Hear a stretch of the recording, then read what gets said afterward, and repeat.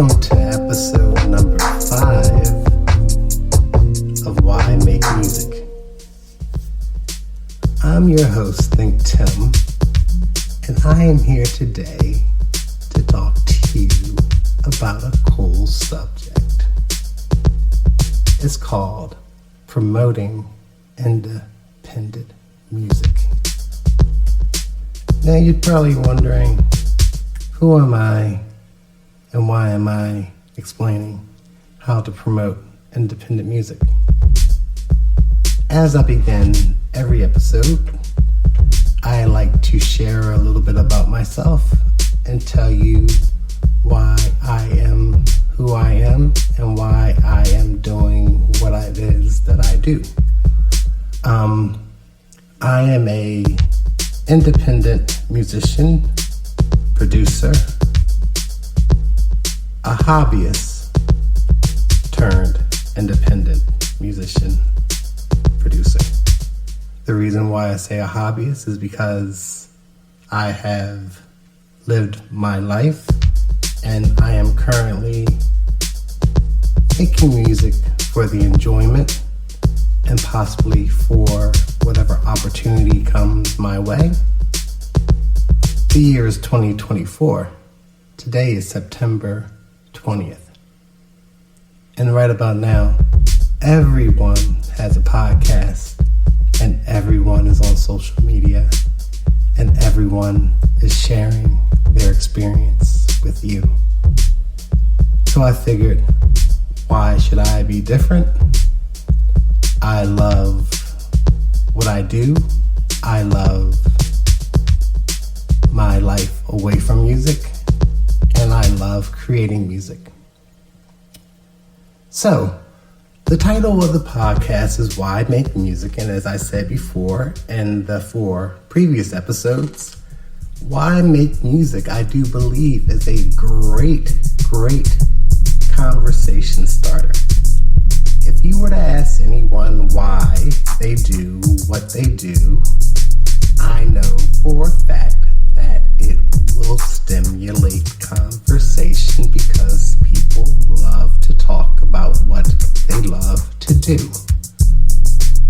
So since I love to make music, why make music?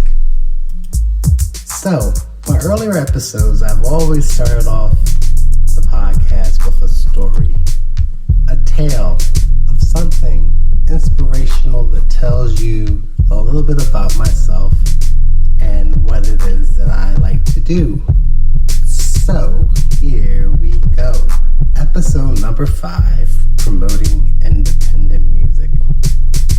So, I am what you would probably call someone from the old school, meaning that A, I am not a young person anymore, so therefore a lot of the stories I tell you don't necessarily involve technology or the technology that we have right now. When I was a young guy and I was in school and you meet people and you engage in your hobbies and the things that you want to do, I met some guys in a class of mine, or I met a guy in a class of mine who said at the time that he had a group. The group went by the name Versatile, which was great because at the time I was young and I was trying to stretch my musical legs outside of my home and not just play with family members or people who gathered around my household or people on my block. Because the thing is, people who you grow up with, they already pretty much know who you are and what to expect of you. So this was a person who went to my high school, who lived in my area but further away from where I lived at. So therefore, it was a whole different new experience as far as meeting up with them and doing things and finding a place to meet. So we exchange information, long story short, and I go over there. But see, in order for me to go, I'm like, at the time, my major thing was playing the bass guitar. I had a cool Fender Jazz bass guitar. And if you know anything about instruments, in order to bring, or if you know anything about traditional, normal instruments, not acoustic, but bass playing in a band bass, you had to have a bass amplifier that you plugged your bass into via a cord, and that cord went into the amplifier. And not only did you have to have an amplifier, you needed to have a speaker. So here I am, I'm in my teens, and I want to go meet with this guy and meet with his friends who have a band. And I have to get my father to help me lug my equipment over, which he was happy to do. I'm like, he too was a musician, a hobbyist. He had a band, so he knew all about gigging. And the fact that I decided that, I wanted to leave the house with the equipment and go do something, he was all for it. So that just meant that first and foremost, we had to pack the car up. He had to take me, and then when I was done, I had to call him or give him a time frame. This is before cell phones, and I think this was like right around the time that pages were popping, but whatever. Anywho, so I told him, I'm gonna have to meet this dude over here at such and such house. It's not his house, it's his friend's house, blah, blah, blah. That's the band, so I'm gonna show up. So I figure I'm gonna go there. So I get there, and Pops pull up. It's me, my buddy, my best friend. I'll call him Microphone Mover 101. He is down. He is still down with me to this day. It's my left hand, my right hand, my number one, day one guy with me. Anywho, so we unpack the car. I bring out the bass, nice little, the tight leather wrapped bass shaped guitar case. Bring out the amp, nicely padded, nice little faux leather, wrap around all the knobs and whatnot. And then we bring out the big, huge Sun speaker out the trunk. And now, for those who are living in this day and time, you need to Google it. It was a Sun speaker, S-U-N speaker. And I kid you not, this thing was at least 3 feet high, 3 feet wide, 3 feet deep. It was a complete cube on wheels that did nothing else but be a speaker. It was a huge ass woofer inside of it, and you plugged up your amp to it, and you played your bass. And this is just for the bass itself. Now, don't get me wrong, you could plug other instruments into the amplifier, or you could plug everything else into the input, but it was just a instrument speaker for a said thing. And mind you, this thing, like I said, it was a 3x3 cube, period, point blank. So I come, we pull up around the back of the guy's house, we bring the stuff out the car, you set up. I can literally sit my amp on top of the speaker, and I can literally sit on top of the speaker myself. So I do that, I plug it up, everything, I play around for a little bit. Now mind you, let's rewind back a little bit. And I said, this dude told me the name of the group was Versatile. So I'm thinking like, okay, I'm gonna get in where I can fit in, because hey, they might already have a bass player. The group is called Versatile. So I'm trying to figure out, why are they called Versatile? So, mind you, everyone there, and when I say everyone, maybe 2 of the 5 people, not counting me and Microphone Mover 101, play the keyboard. And we're not talking about like back then it was a popular keyboard with like the Yamaha DX7. We're talking about, they had a Casio keyboard.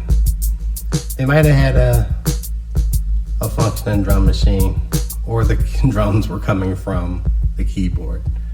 But needless to say, the tracks that they made were cool at the time, and Versatile turned out to be a pseudo rap group with a lead singer. But I must tell you, to this day, meeting this young dude that could sing was very, very amazing, because from the appearance, you would not think that this guy would sing. And sure enough, when it was time for him to show what he could do, he had a really great voice, and it fit well, very, very, very, very well with what they were doing.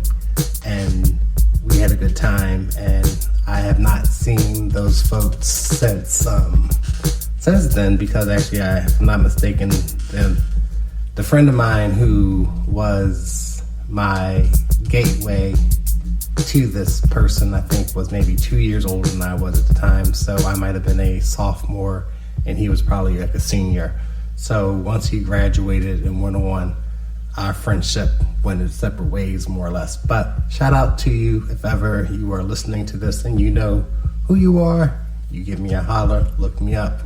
All my credentials are on social media, and you can give me a holler and we could say what's up, hey, how are you, and we could talk about Versatile. Also, side story, very, very, very side story. And I wish I was home, or I wish we were rehearsing at my house at the time frame, because I could have recorded this, because it was one of the most monumental things I've ever seen, and my jaw actually dropped to the ground while seeing this. And this is part of the love for why I make music, because from time to time you are able to witness a miracle happen that will catch you off guard and you don't even see it coming. So in the same environment, while we are with the group Versatile and they are talking and figure out what it is that they do, whatever, and everybody's introducing themselves and saying, oh, I'm this person, and this is what I do, so forth and so on, they turn to my homie, my buddy, my friend, Microphone Mover 101, who, mind you, basically was like, I guess, my producer, my manager, my guy, my roadie, my ace in the hole, my guy who will do anything. I'm like, when we had to videotape gigs, that's the dude. We had to move stuff, that's the dude. I needed help with finances, that's the guy. To this day, that's the guy. If ever you don't do it anymore because there's a show called Dateline, you don't bury bodies, you don't do anything bad or negative, but before we knew that you couldn't bury bodies, this is the dude who had to shovel, along with a few other people I know that got shovels in the back of their cars for times that were needed that when we were younger and immature and didn't know any better, but now we're old men. But they asked my man if he could sing. I just want that to marinate with you for a hot second now. The reason why I say that is that I don't know if you recall early on, and maybe like the introduction tape, I was saying that I tend to record everything when I have rehearsals here at the house or at my house when I was a kid growing up or whatever, so forth and so on. So I have decades of material. I don't think I have any tape, any recording of him singing, unless it was like at a school function on stage, singing a Christmas carol or singing something for an event, or you see him singing while we're out someplace to a song or whatever. But never ever did I think, this is the one time I'm going to put it out there, because there's a song called The Greatest Love of All. It was done by Whitney Houston in the 80s, and it was a phenomenal, inspirational song. And I'm sure if you are a music lover, a liker of music, a person who lives on this planet Earth, you've heard this song. They turned and asked my man, Microphone Mover 101, if he could sing. And he did not skip a beat. He nodded his head. He said, yes, he can sing. And without any warning, he started into singing The Greatest Love of All. You know how it starts off, I believe the children, so forth, so on, whatever. And he sung it, and the room was dead silent. I don't know if it was dead silent because everyone was astounded of how he sung. I know I was dead silent because he said it, he sung it, he stepped up, he did it. There was no shame in the game. There was no, hey, I don't normally do this, but whatever. My man had the confidence to step forward and sing, and that is the first and the last time I ever heard him sing a song. And shouts out to him, homie, if you're here listening, or when you're listening, because I know you will listen. I know you're not here, so I don't know if I say you're here because I know I'm here by myself. But shouts out to you, my man.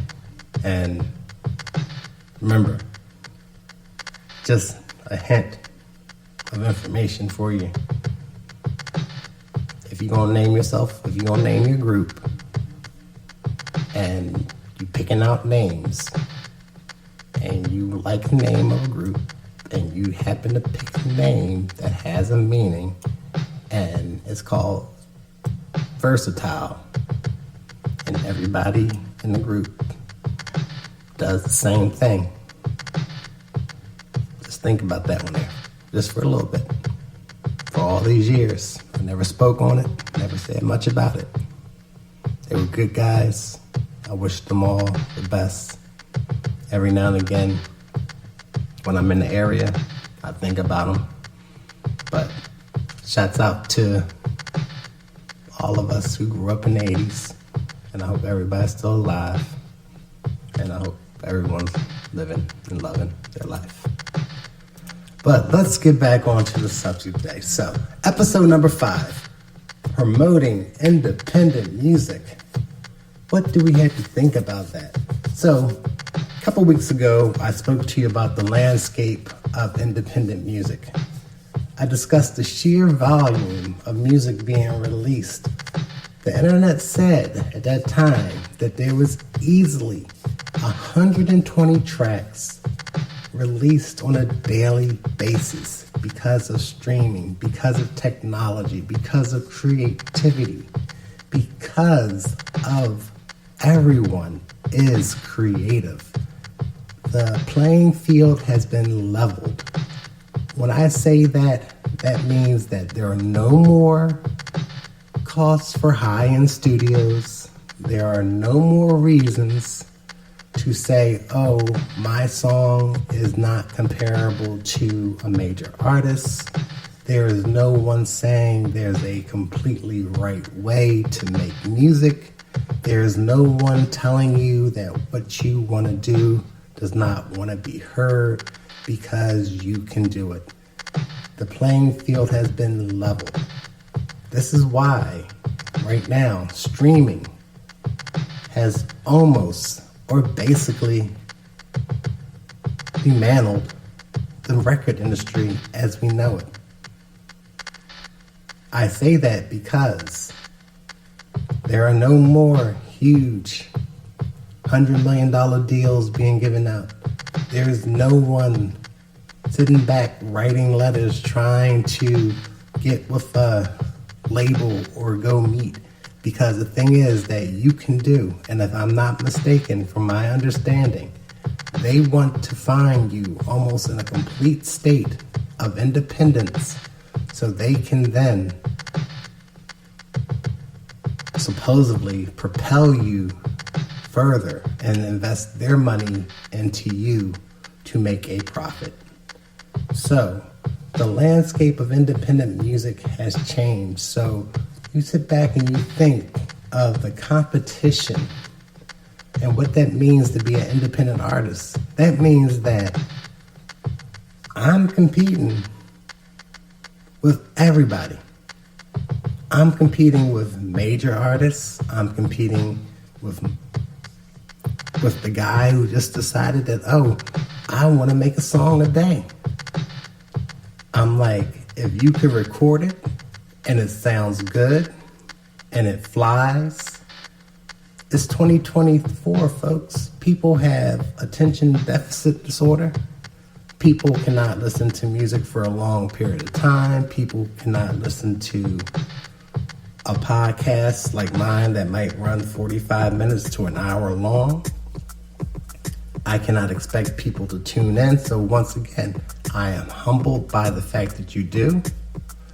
I just want to let it be known that, listen, I'm no different.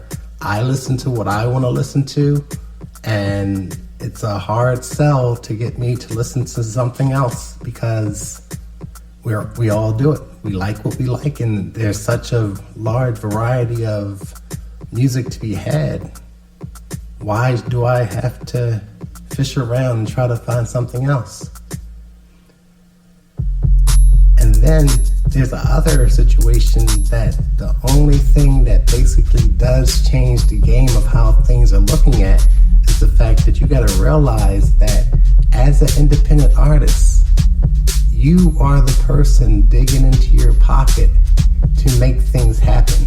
So you are the one that's spending the money. You are the one who is investing your funds and trying to come up with budgets for advertising and marketing and finding ways to get yourself heard. I will tell you from personal experience, throwing something up on social media does not necessarily get you the recognition or get you the attention that you want. So I do hope that everyone who is making music at a lower level that is trying to go further, I hope that you budget your time and your money and also your expectations to be very well.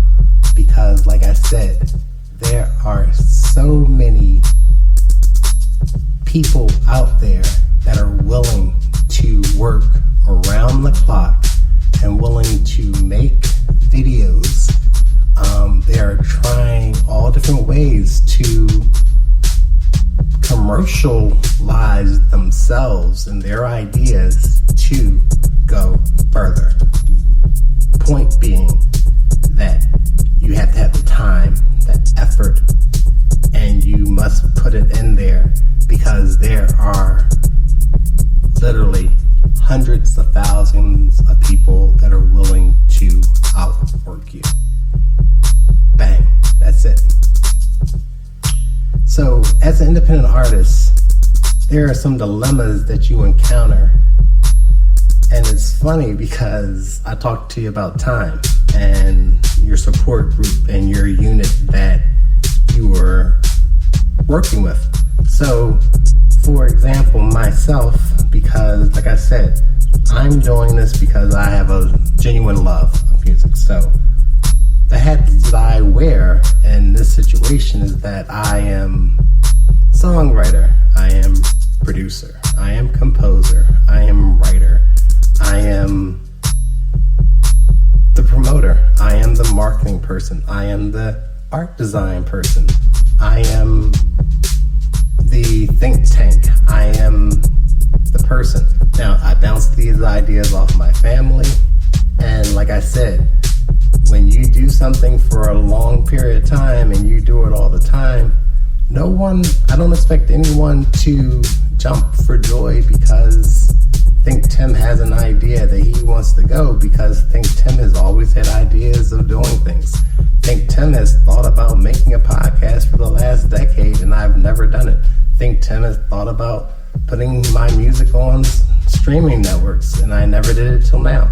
So all I'm trying to tell you is that when you wear these hats, it's very, very much so time consuming.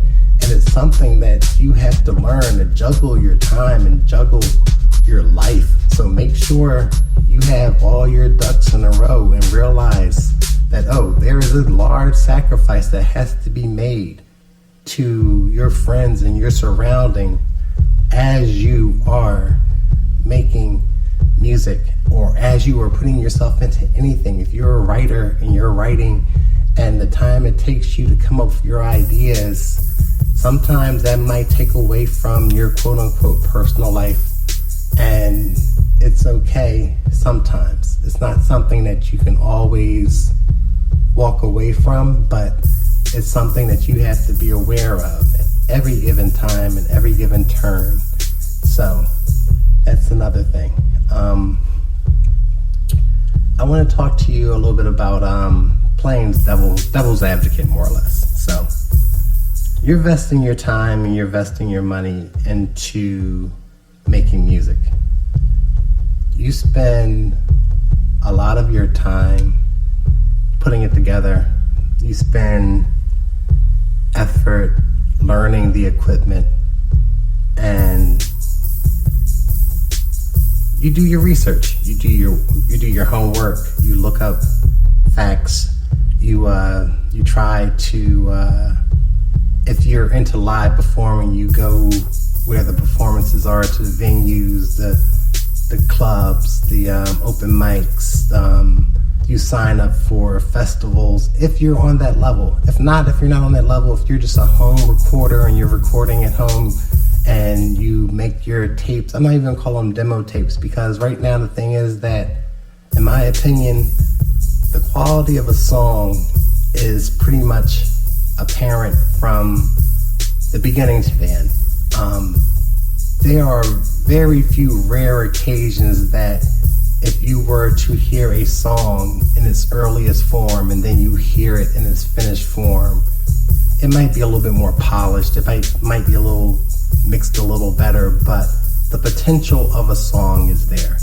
So the reason why I say devil's advocate is because that's kind of like a personality trait.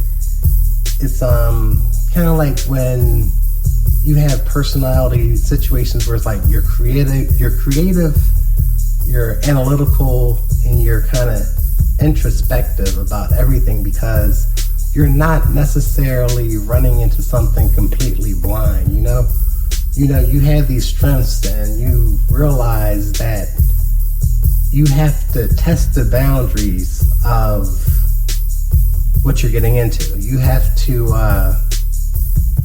research. You got to check it. So it's like, I guess it's kind of a dichotomy of things, because as a creative person, you are a dreamer.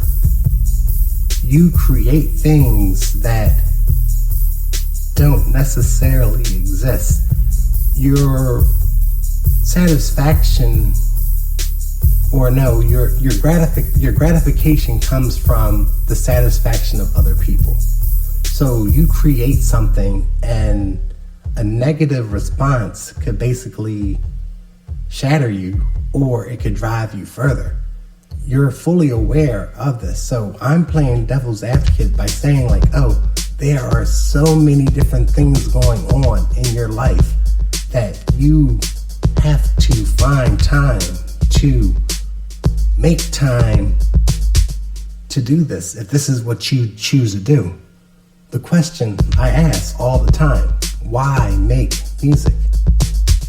I make music because fortunately I have the time to do so. And the times in my life where I did not make music, it was a constant thought in my head. But time did not allow me the luxury of hours to create, to put something together where there was definitely, and still, there isn't a great financial return for what I'm doing. Like, I am doing this strictly for the love of making music and sharing it. If by chance something comes from it, which as you get a plan, you work a little harder, you position yourself, you try to put your ducks in a row so this way you can be available for opportunities and you learn what the opportunities are. I told you before that I have a nice large catalog, past, present, and future things that I'm in the process of working on and putting together. And currently the tracks that I'm putting out, actually today, September 20th, 2024, I put out my second project on streaming platforms. It's called I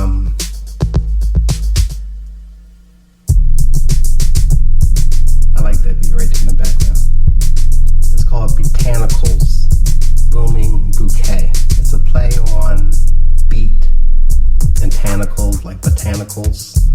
Botanical gardens or flowers, you know. And it's a booming bouquet versus a blooming bouquet, because all the tracks are named after flowers. Once again, like the first project that was the emotional quote feelings, which were all feelings. All the songs were titled after feelings, emotional feelings, and it was a demo, so it was the first one. This is called Botanicals, and they're all beats. Once again, still doing the instrumental thing, and each song is titled after a flower, and there's 26 of them. And I know the crazy thing is that you're probably thinking like, this dude, yo homie, you just put out a project a month ago.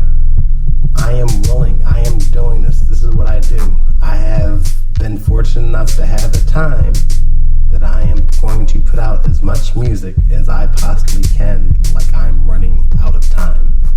Reason being is that I told you I would love to figure out a way to interact with someone who will be able to utilize this music, whether it be through beat leasing or whether it be through sync licensing.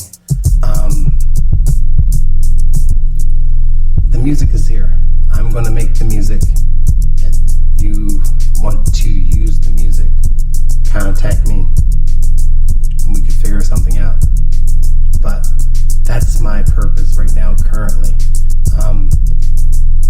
You come to this revelation when it comes to like self-fulfillment, and you have to shift the conversation into positive aspects of being an independent artist. When you're doing things by yourself, you have to realize that there is no motivation other than the fact that you want to get it done. You create deadlines for yourself, and I do believe in my regular real life, I wouldn't say I am a type A personality. I'm kind of lax, but I stay true to a schedule of putting things together, and I'm very routine oriented.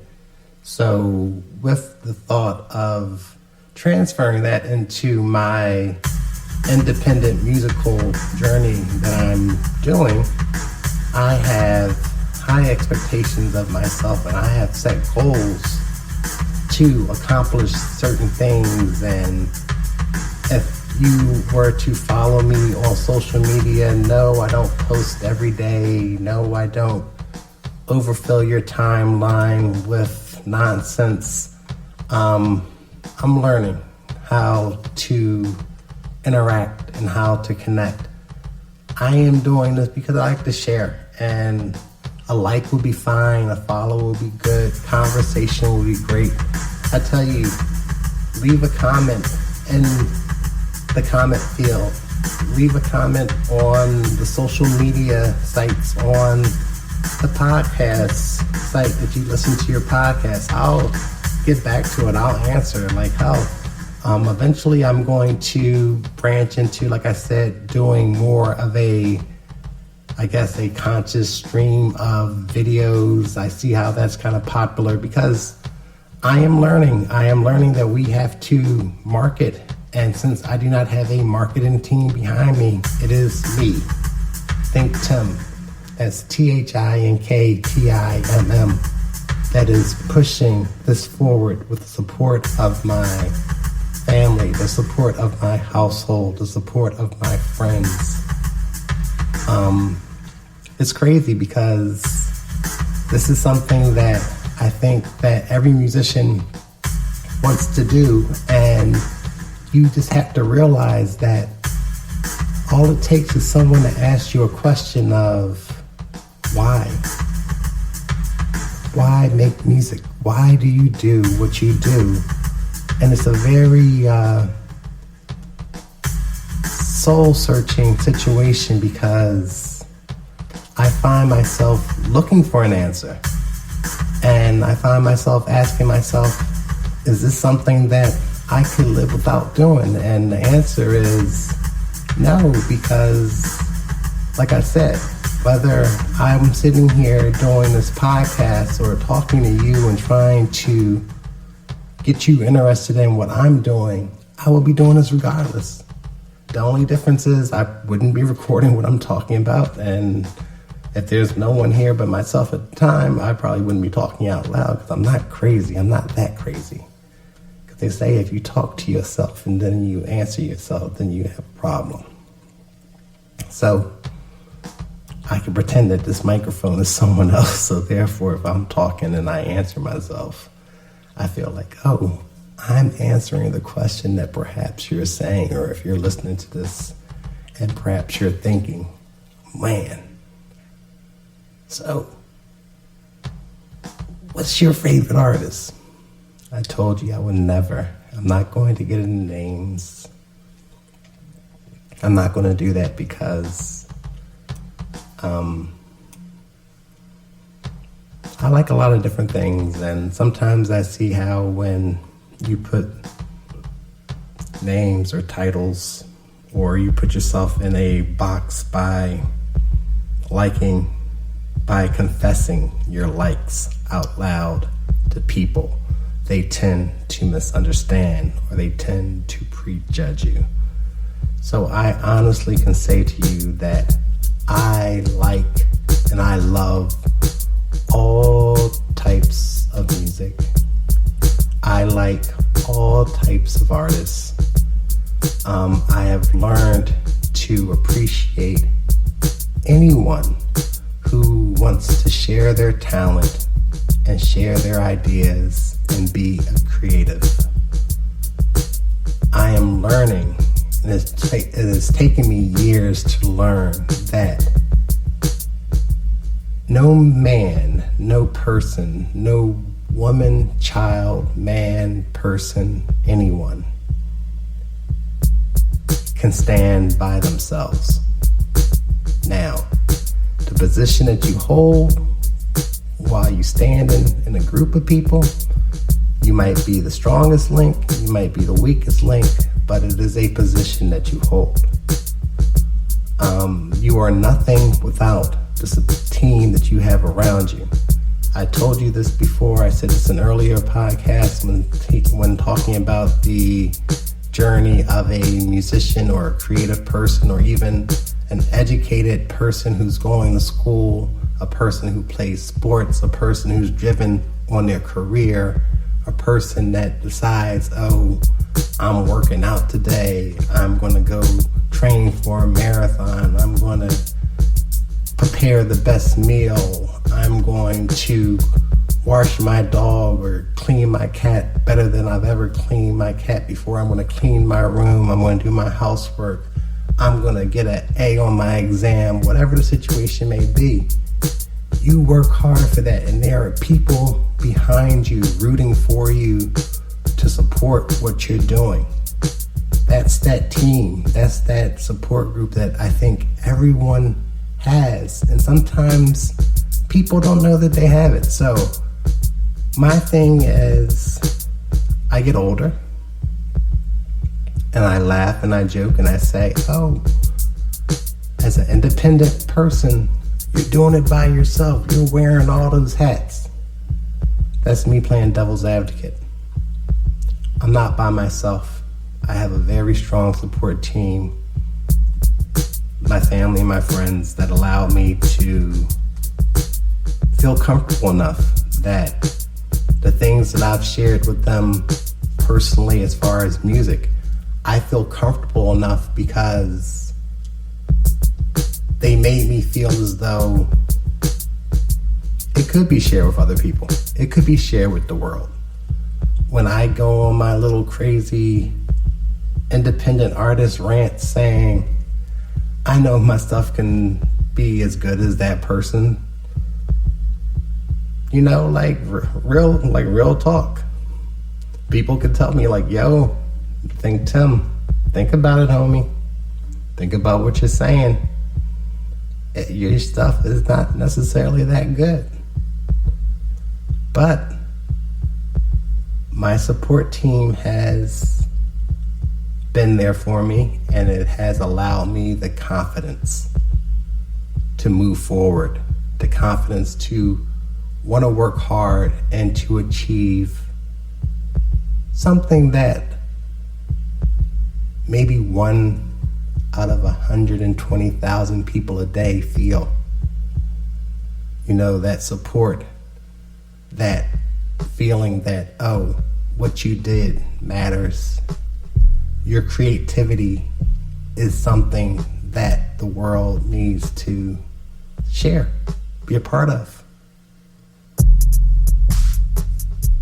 You know, like there's programs, there are people who want to take your money and run, and they tell you, I can promote you, I can promote your music, I can help you out. There's no guarantee. There's so many people. You have to understand, sometimes the flip side of this is like, oh, maybe perhaps there might probably be more money on the other side of the music game as opposed to being a creative. You know, like I said, it's a business.